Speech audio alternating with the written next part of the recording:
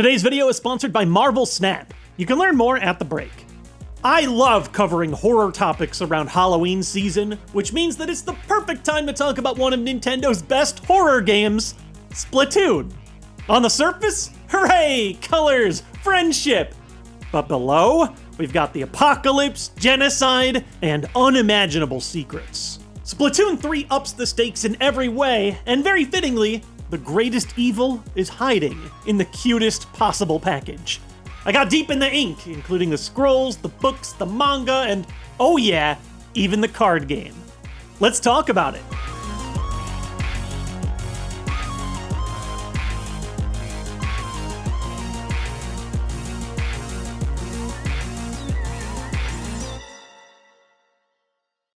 Before we get into today's card game, today's video is sponsored by the hottest new card game, Marvel Snap. I am hopelessly addicted. I've been following Ben Brode since he crushed it as the game director of Hearthstone, and now his new second dinner team is back at it again with a perfect twist on digital card games. Marvel Snap does not waste your time. They've taken everything fun about card games and shrunk it down Ant-Man style for the perfect quick play game. Games are just a couple minutes over 6 turns and 12 card decks, dropping you right into the action with tough decisions, random location effects that keep every game unique, and an intense poker-like snapping system that lets you risk or even bluff your way into extra rating points. The best part is that you avoid the worst part about card games. You don't pay for booster packs, only cosmetics. And the card art is some of the most varied I've ever seen, with crazy pop-out effects, gyro foil, work from professional comic artists across the world, and endless variants for each hero. There's chibis! They even have pixel art! Marvel Snap just launched on October 18th, which makes right now the perfect time to snap into the first season rewards and learn the game with everyone else. The game has crossplay between mobile and Steam Early Access, and you can start collecting right now with my link in the description. Thanks again to Marvel Snap for supporting my stuff. It is easily one of my favorite new card games in a long time. Let's talk about what the f is going on in this messed up squiddy world. I will be talking about spoilers for the full story of Splatoon 1 through 3 today, so that's your warning. Let's start by squid jumping to our death, which is basically what the entire human species did in this world. Yes, Splatoon takes place in our world, a dystopian future where all surface creatures suffered mass extinction through mass flooding caused by climate change and deadly weapons from the 5th World War. There's us and our stupid remains. Intelligent aquatic life emerges over thousands of years, and they did not learn from humanity's mistakes. They kick off a full-on race war, complete with corpse logs, weapons of mass destruction, and forced exile. Despite the New World Order being entirely aquatic, there is one surviving mammal, Judd the cat. This fluffy feline serves as the judge of winners in the modern sport like turf wars, and he also sleeps. A lot. In fact, sleeping is all he did for over 10,000 years. Splatoon has this recurring trend where it likes to hide its darkest and most interesting lore inside of the final few lore scrolls that you can collect. Here in Splatoon 1, we meet a mysterious recurring character, the Professor, who places his beloved pet into cryosleep in hopes that he can survive the apocalypse. According to the Splatoon Origin comic, the Professor seemingly tried to join him in his own cryo chamber. It, didn't go as well for him. The same comic also seems to imply that Judd is actually some form of war experiment with the ability to sense advantage in mass conflict. He's part of an arms deal or something? We also learned that the Professor experimented on him with drugs to make him immortal, and that he's able to communicate with others telepathically. This cat is on steroids. Literally, the most powerful steroids known to man. The core of Splatoon 1 and 2 story centers on this sea versus sea battle, where the Octarians desperately re-emerge from their constantly deteriorating underground hellhole. They literally don't have enough power down there to survive. Are we the baddies? But by the time we hit the Splatoon 2 Octo expansion and Splatoon 3, the conflict in Splatoon becomes much grander, a fight between the new world and the remaining gasps of mammals from the old world. Octo expansion gives us another project from the Professor, an AI built to share the stories and wisdom of humanity onto the next worthy species. Unfortunately, it turns out that seeing Squid Society after a 12,000-year wait has displeased his newest creation, making it intensely lonely and hateful. It instead takes on the moniker of Commander Tartar and tries to purge what it deems as an unworthy world in another mass reset. And speaking of failed experiments from the Professor, Splatoon 2 also gives us the birth of him, Lil Judd. Once again, the final sunken scrolls are reserved for the Judd lore. According to these notes, the professor left instructions for Judd, letting him know that if he ever gets lonely, he can create a clone of himself by re-energizing a single living Judd cell in his chamber. In another final scroll, a staff member mentions that they accidentally unplugged the capsule, but noticed that it was still running. It's somewhat unclear if Judd was in fact lonely and started the process himself, or if the unplugging is actually what activated it. The art book, even in its original Japanese, seems to imply that the unplugging is what put things into motion. What's important is that little Judd emerged as an imperfect being, incomprehensibly adorable, but full of malice and keen for revenge. If you play just the multiplayer mode, and even the campaign, you would never know how evil this guy is. For the most part, you'd think, oh, Splatoon 2, so we've got 2 cats. Cool. If there's any common thread so far, it's that almost all of Professor's projects end up in some way. Judd did not get a mammal friend. All supplementary material mentioned that Lil Judd wants to eliminate his original, like some kind of Mewtwo versus Mew situation. Despite the cuddly front, Lil Judd is described to always be waiting for his chance to stab the big guy in the back. In the relationship chart that shows how each Splatoon character feels about each other, Lil Judd has by far one of the most dramatic entries.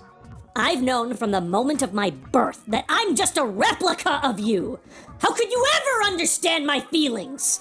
The manga continues this trend, giving us a little Judd that tries to give Big Judd a gift to lower his guard, Trojan horse style, so that he can eventually usurp him.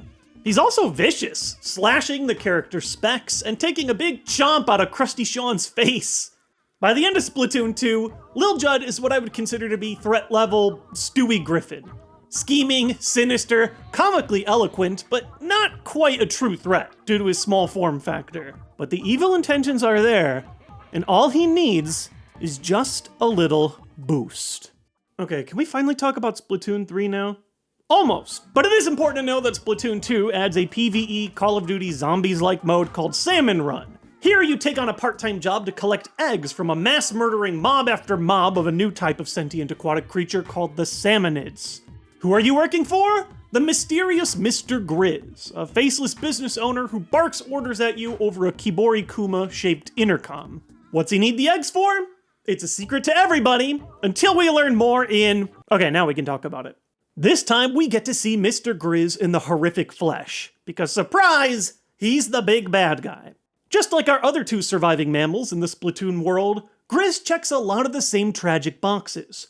Experimented on by humans, emerged over 12,000 years of super sleep, and witnessed the original human apocalypse. It's actually kind of hilarious how often Splatoon lore shits on humans. They all died, but they made a secret society underground where they could survive. But they died too. But they got on a rocket Wall-E style to find the next inhabitable planet. But they all died. And the remains became a 6 Salmon Run map that I really hope comes back in Splatoon 3, but that's not important right now. Mr. Grizz's goal is very similar to Commander Tartar, except instead of a planet-wide clean slate, he just wants mammals to dominate again. All those salmonid eggs were an energy component for developing Fuzzy Ooze, a special blend of his own creation that can transform anything into a mammal. And by the power of capitalism, he tricked us all into doing the dirty work for him. Mr. Grizz means business, and he even comes with a terrifying bad ending cutscene if you lose his final fight.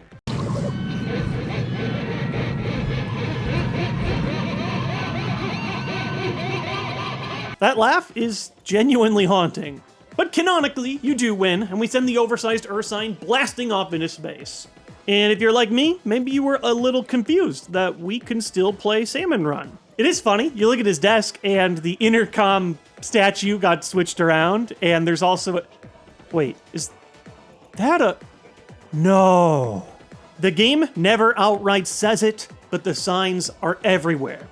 When you beat the Return of the Mammalians campaign, Lil Judd's model changes. You might not notice it on this tiny little thing, but look, right there. He gets a new headset. Coincidence? I think not! Perhaps with a voice changer or recordings, Lil Judd is using this headset to keep Grizzco up and running. He's just one of 3 known mammals in the world, and he's ready to do anything he can to take over as the one and only Judd. To my delight, the lore continues in Table Turf Battle, the new Splatoon card game that I know half of you haven't touched because it doesn't even raise your collection level and you can't fast travel to it. They just tucked it in the corner because they have no respect for the heart of the cards. Whew. By the way, if you were ever doubting this little furball was anything other than pure evil, just look at the way he talks. Most people are like, oh gee whiz, let's have some card flipping fun. Meanwhile, little Judd is like, Table Turf Battle is no game. On this table, victory is everything. The weak have no place here. Those who win are not ensured eternal victory. Better keep your own carelessness in check, or perhaps you enjoy a bitter taste. okay, slow your roll, Seto Kaiba. But get this, look at the cards little Judd uses in his deck. Mr. Grizz, Salmonid, wait a second, this is an entirely Salmon Run themed deck. Little Judd's sleeves are straight up Salmon Run themed. He's the new big bad guy of the Splatoon world. He's in control of a major energy harvesting corporation. He's immortal, he's angry, and to be honest, he may have already started sampling some form of fuzzy ooze already. Look at Splatoon 3 Lil J versus Splatoon 2. This is so fuzzed up.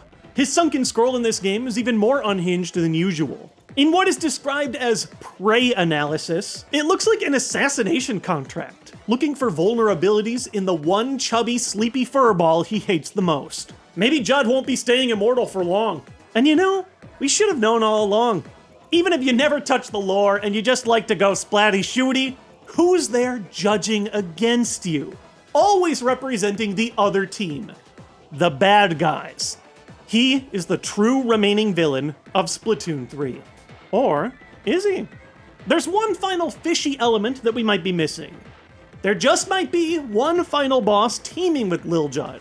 The wonderful AjentVee is sick at Splatoon and was the first one to bring this to my attention, so I figured there's no one better to cap off this tale than her. Take it away. Thanks, J-Wits. Lil Judd might be working with someone else, and no, I don't mean Mr. Grizz. We've already talked today about how Splatoon saves its darkest and most intriguing lore for the final Sunken Scrolls. Take a look at the last Sunken Scroll, the only one after Lil Judd's report. So much of this is crossed out or redacted, like we're witnessing something we're not supposed to be seeing. This is subject name Marigold, complete with various alias names and locations listed. And if you've played Splatoon, you've seen her around in a couple of places by a simple name, Staff. I don't think it's impossible that this staff could be connected to Lil Judd. After all, it was a staff member who unplugged Lil Judd's capsule, possibly creating him in the first place. Judd's whole thing is that he's a clone, and these different Marigold aliases sure look like they're clones. Or maybe they're also remote controlled the same way Lil Judd is running Grizzco. Those post-it notes in the corner of the document almost look like design sketches. Is she even a real fish? While it might not make sense for a fish to get tangled in the work of mammal domination, there's no doubt that subject Marigold is involved with Grizzco in one way or another. Listen to her voice sound effect. Now go to Grizzco and redeem your points at the counter. Listen, I know it's just a hunch, but I think she's up to something. Something terrible. Part of what makes the Splatoon lore so satisfying is the way that they have so much tucked away for those willing to go looking. Just like Lil Judd, no matter how cute things look, there's always evil festering beneath the surface. If the last DLC is any preview for how weird things can get, I cannot wait to see what horrible places the next Splatoon story will take us. Thanks for watching, fellow mammal. Enjoy your time while we're still the dominant species on this planet, and I'll see you guys next time with more ridiculous nonsense.